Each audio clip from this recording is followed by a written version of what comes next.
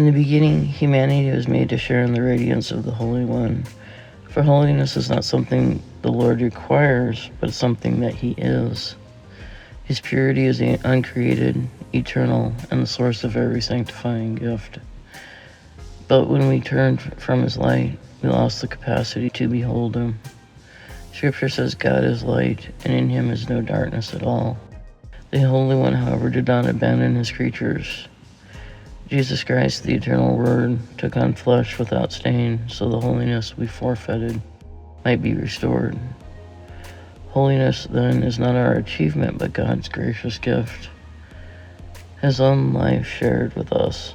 As written, the Word became flesh and dwelt among us, full of grace and truth. We discover in the searching of our hearts that His holiness exposes the sin, not to destroy, but to renew.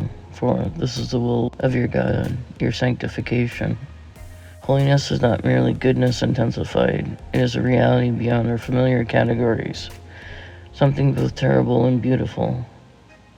It is terrible because it reveals the truth about us, and beautiful because it reveals what we were created to become.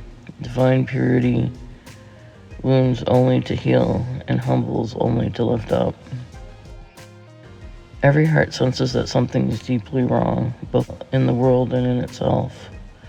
Only the holiness of God reveals the true depth of this fracture.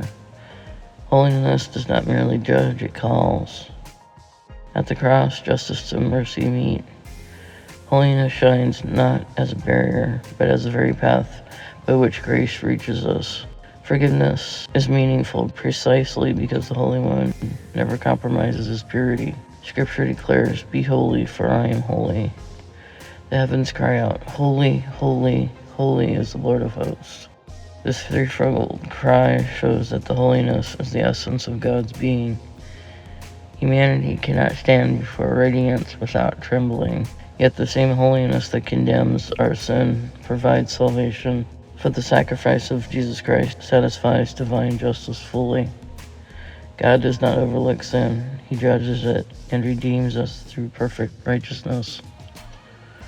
When we recover a high view of God's holiness, worship becomes reverent, obedience becomes joy, and the glory of Christ becomes unmistakable.